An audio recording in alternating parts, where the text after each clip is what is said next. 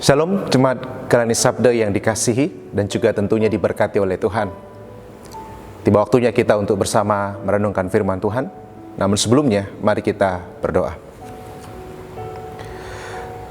Bapa di surga, di dalam nama Juru Selamat kami, Yesus Kristus Tuhan, kami bersyukur untuk kebaikan-Mu bagi kami, ketika saat ini Engkau memberi kami kembali kesempatan untuk kami membaca dan merenungkan firman-Mu. Kami percaya firman-Mu itu hidup dan berkuasa. Oleh karena itu kami membuka hati dan pikiran kami, bahkan seluruh kehidupan kami, untuk diisi, untuk diberkati oleh firman Tuhan. Biarlah dimanapun kami merenungkan firman Tuhan saat ini, firman itu akan menyapa dan juga akan memberkati setiap kami. Kami berdoa, kami mohon firman-Mu di dalam nama Tuhan kami Yesus Kristus, firman yang hidup, firman yang mulia, firman yang agung dalam kehidupan kami semua. Amin. Bapak Ibu Saudara dikasih Tuhan dan juga teman-teman pemuda, hari ini bacaan Alkitab kita terambil dari Injil Yohanes pasal yang ke-9 ayat 1 sampai dengan ayat yang ke-7. Jadi dalam ibadah Minggu 2 Agustus tahun 2020 ini, firman Tuhan yang menjadi dasar akan pemberitaan firman Tuhan terambil dari Injil Yohanes pasal 9 ayat yang pertama sampai dengan yang ke-7.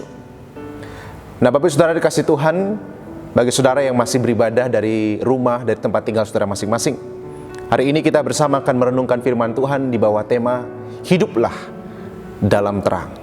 Hiduplah dalam terang. Nah, ketika kita bicara tentang terang, atau kita bicara tentang cahaya atau sinar, jika saudara bertanya dengan orang-orang yang ada di pedalaman di Indonesia, misalnya di pedalaman Papua atau di pedalaman Kalimantan, ketika saudara bertanya tentang terang atau sinar, tentang cahaya, khususnya di malam hari, pasti mereka sangat merindukan dan memerlukan akan terang itu. Mereka yang belum teraliri dengan listrik tahu betul betapa susahnya kehidupan beraktivitas di tengah tanpa cahaya, tanpa terang dalam kehidupan mereka. Itulah sebabnya kita atau pemerintahan kita Indonesia sedang terus berjuang untuk menghadirkan terang itu, menghadirkan cahaya di tengah-tengah masyarakat yang belum teraliri listrik sampai hari ini. Saudara, apa maksud saya memulai dengan sebuah fakta nyata tersebut? Saudara, setiap kita manusia memerlukan kehadiran terang, cahaya dalam kehidupan kita. Tidak terkecuali dengan kehidupan rohani kita. Kita semua memerlukan terang Tuhan, terang, sinar dari Tuhan dalam kehidupan kita. Yang kita tahu sinar terang itu berbicara tentang hal-hal yang baik, yang positif, yang berasal dari Tuhan. Dan ketika kita bicara tentang hari ini, bagaimana firman yang kita baca, bagaimana kita melihat ada seorang buta yang sejak lahir, yang dalam hidupnya tidak pernah sama sekali melihat yang namanya cahaya atau sinar atau terang itu sendiri. Orang itu tidak bisa menggambarkan cahaya terang itu seperti apa, karena memang tidak punya pengalaman. Dia melihat sejak lahirnya apa yang disebut sebagai terang, cahaya itu sendiri. Ada sebuah kerinduan, ada sebuah keperluan orang buta sejak lahir ini untuk dapat melihat terang, untuk dapat melihat sinar itu dalam kehidupannya.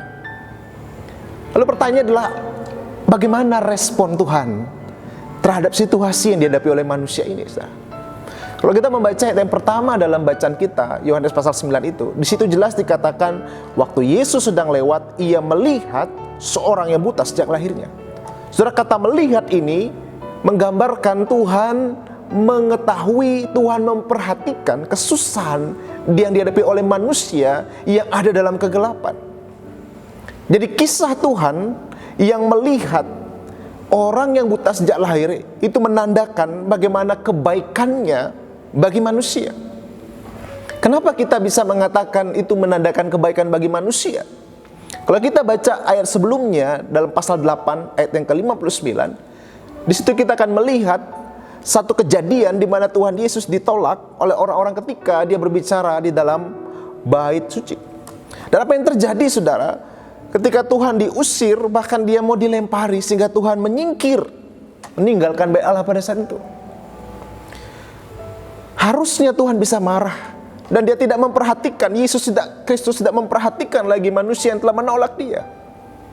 Tetapi di situ kita melihat Itulah Yesus Kristus Tuhan kita, yang sungguh mau melihat, yang mau memandang kepada kesusahan manusia, khususnya mereka yang hidup dalam kegelapan. Saudara, dalam konteks orang buta ini, kegelapan itu berbicara secara fisik. Tapi kita bisa melihat tindakan Tuhan Yesus ini menimbulkan sebuah gambaran betapa dia tahu mengerti kesusahan manusia yang mereka hidup dalam kegelapan, belenggu dosa, hidup dalam kejahatan, mereka yang hidup dalam ketidakbenaran, mereka yang hidup di dalam hal-hal yang tidak bermanfaat, tidak berguna dalam kehidupannya, hal-hal yang bertentangan dengan kehendak Tuhan, hidup dalam kegelapan. Saudara, di sini kita melihat bagaimana Tuhan melihat, Tuhan peduli, Tuhan mau menolong. Bahkan di dalam satu peristiwa yang paling berat sekalipun, Tuhan mau membebaskan manusia keluar dari kegelapan yang tanpa masa depan dan harapan itu kepada terangnya. Dan kita tahu akhirnya memang orang yang buta sejak lahir itu, dia akhirnya melihat terang cahaya itu melalui karya Kristus. Bapak saudara dikasih Tuhan, pada waktu itu ketika orang yang buta sejak lahir itu dianggap sebagai sebuah kutukan karena dosa yang dilakukan oleh entah orang tuanya atau orang itu. Itulah mengapa ayat yang kedua bacaan kita dalam Injil Yohanes pasal 9, para murid bertanya sama Tuhan Yesus. Mereka bertanya kepada Tuhan Yesus, Rabi atau guru artinya, siapa yang berdosa terhadap apa yang terjadi pada orang buta sejak lahir ini? Apakah dosanya atau dosa orang tuanya? Tetapi jawaban Tuhan Yesus sangat jelas mengatakan bahwa bukan karena dosanya atau orang tuanya, tetapi supaya kemuliaan Tuhan dinyatakan bagi dia. Jadi Yesus ingin menyatakan bahwa dalam situasi yang menurut manusia tidak ada harapan, yang harapannya hanya mencari kesalahan dan menghakimi, dia datang untuk membebaskan manusia supaya kemuliaannya dinyatakan atas kehidupan manusia.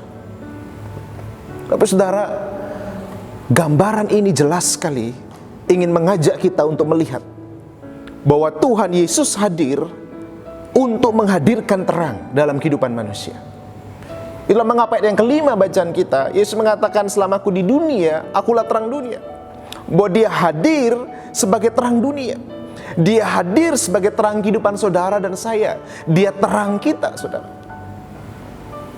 Lalu apa maknanya bagi kita hari ini, saudara? Ketika dia mengatakan akulah terang itu sendiri, Yesus kita adalah terang kita, maka dia ingin mengingatkan saudara dan saya hari ini, kalau kita mengatakan saya mau hidup di dalam Tuhan Yesus, saya mau hidup di dalam Yesus Kristus, itu artinya kita harus hidup juga di dalam terang. Kita gak bisa bilang aku mau hidup dalam Kristus, tapi kita menghidupi kehidupan dalam kegelapan, kehidupan yang penuh dengan kejahatan, kehidupan yang bertentangan dengan kehendak Tuhan, sifat-sifat yang melawan apa yang Tuhan kehendaki, hal-hal yang tidak bermanfaat dan berguna. Tidak bisa. Kalau kita memilih percaya hidup di dalam Yesus, artinya kita harus juga mau tinggal dan hidup di dalam terang itu sendiri. Bapak saudara dikasih Tuhan, ketika kita melihat lebih jauh lagi bacaan kita, maka kita diingatkan ayat minggu kita dari Efesus pasal 5 ayat 8 sampai 9, khususnya bagian ayat 8 dari Efesus 5. Di situ dikatakan, memang kamu dahulu ada dalam kegelapan, tapi sekarang kamu adalah anak terang. Kita diingatkan bahwa kita hari ini, kalau kita percaya kepada Yesus, kita harus hidup dalam terang, tidak lagi dalam kegelapan, saudara. Kita tidak lagi hidup di dalam apa yang dulu bertentangan dengan apa yang Tuhan kehendaki. Setelah ayat itu juga mengingatkan kita bahwa kita tidak boleh lagi kembali kepada kegelapan. Tidak boleh hidup dalam kegelapan, perbuatan-perbuatan yang bertentangan, yang melawan Tuhan dalam kehidupan kita. Perbuatan-perbuatan yang melenceng dari apa yang benar, apa yang seharusnya untuk kita lakukan. Itulah sebabnya saudara, mengapa juga 1 Petrus 2 ayat 9 mengingatkan kita bahwa kita sudah dipindahkan dari gelap kepada terangnya yang ajaib. Saudara, kalau kita sudah hidup dalam terang, harusnya kita tinggal di dalam terang. Kita tidak kembali bolak-balik dari terang kepada gelap, gelap kepada terang. Tapi kita harus tetap tinggal di dalam terang Tuhan. Saudara, kalau saudara melihat kisah lebih lanjut kepada orang buta itu, ketika dia menerima kesembuhan, penglihatan, dia bisa melihat terang dalam kehidupannya. Dia mampu bersaksi bahkan kepada orang ahli-ahli agama pada waktu itu untuk mempertanggungjawabkan apa yang dia alami. Dan saya percaya saudara, kalau orang itu ditanya, apakah kamu mau buta lagi? Pasti dia akan mengatakan, saya nggak mau buta lagi.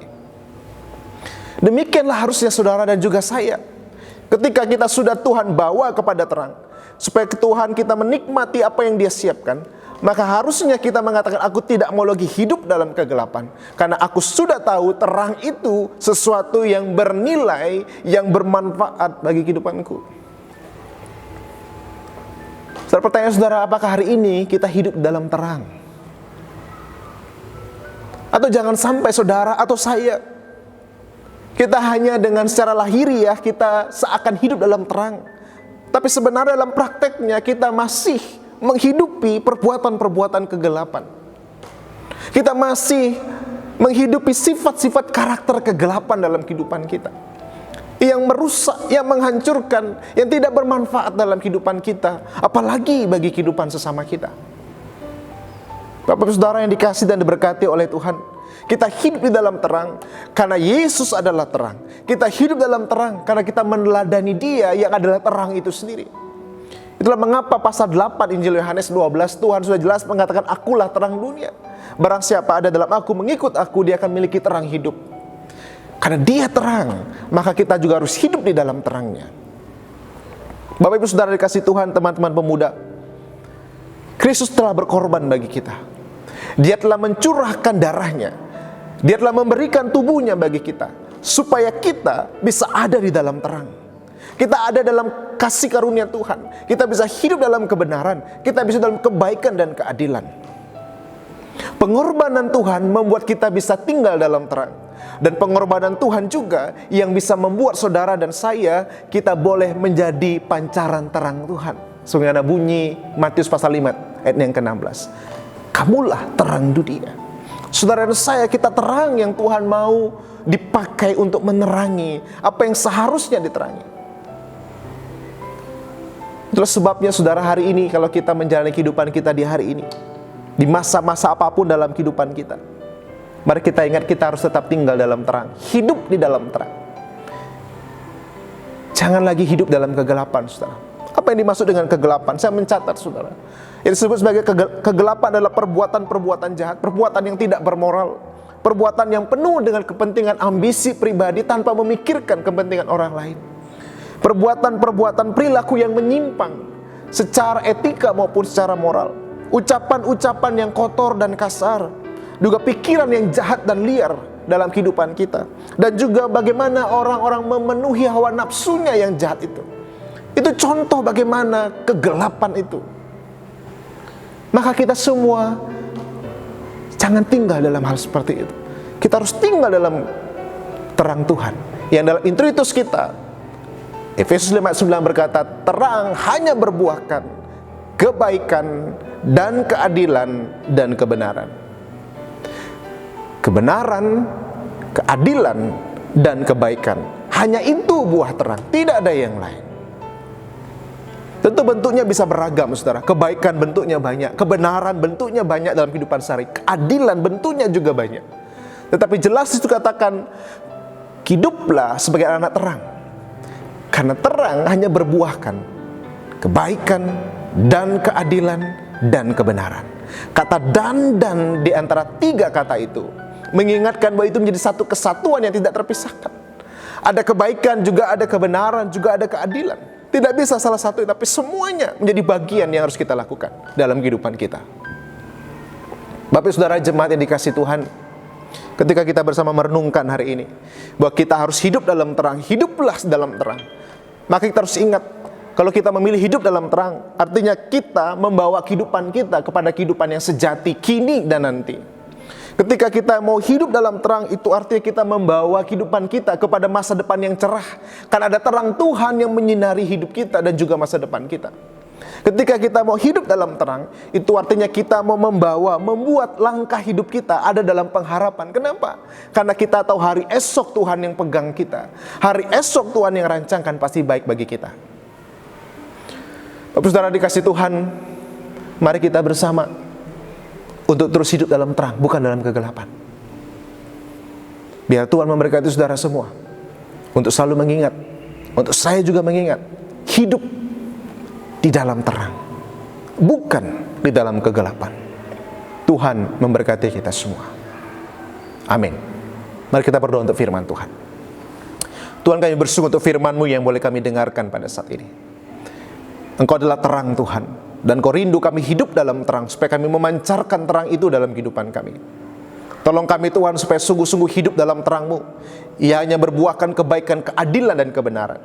Kami tidak hidup dalam kegelapan, perbuatan-perbuatan kegelapan yang jelas-jelas bertentangan dan melawan Tuhan, yang tidak berguna, bermanfaat bagi kami juga sesama kami. Tolonglah kami ya Tuhan, supaya kami sungguh hidup di dalam terang-Mu dalam kehidupan kami hari demi hari. Terima kasih untuk firman-Mu ya Tuhan. Di dalam nama Tuhan Yesus Kristus kami berdoa dan bersyukur untuk firman-Mu bagi kami semua pada saat ini. Haleluya. Amin.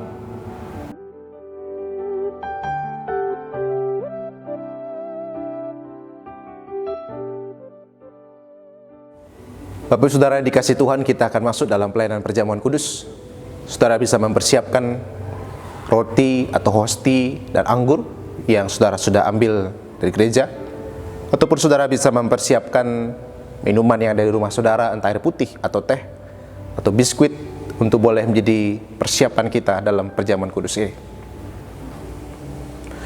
Bapak saudara dikasih dan diberkati oleh Tuhan, apa yang kita lakukan dalam perjamuan kudus ini, kita lakukan karena Yesus sendiri memerintahkannya bagi kita semua.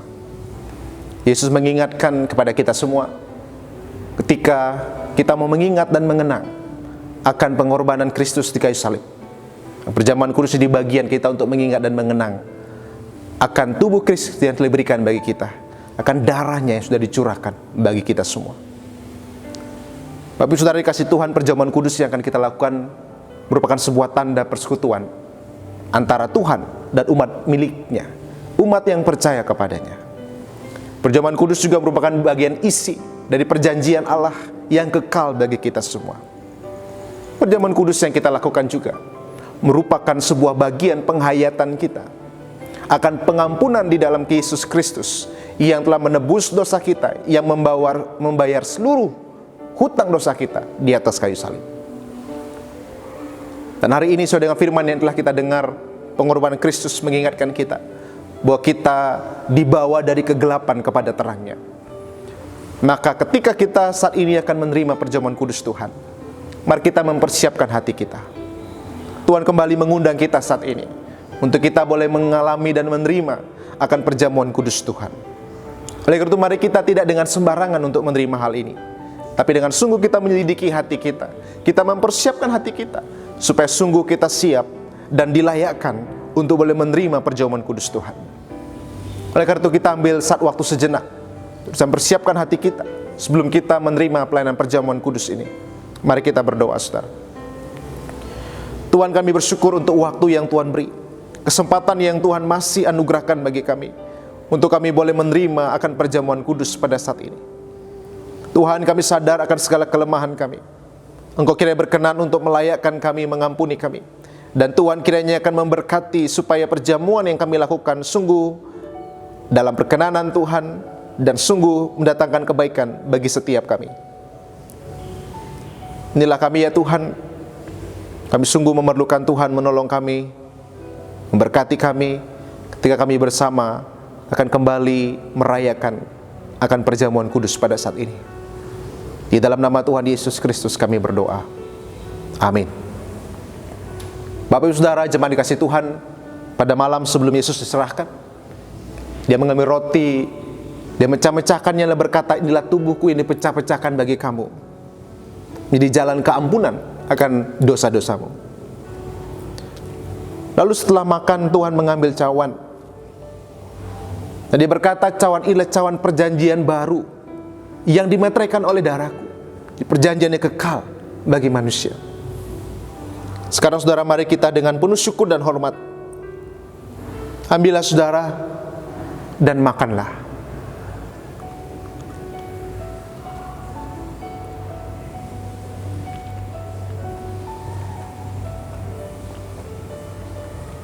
Dan sekarang ambillah dan minumlah.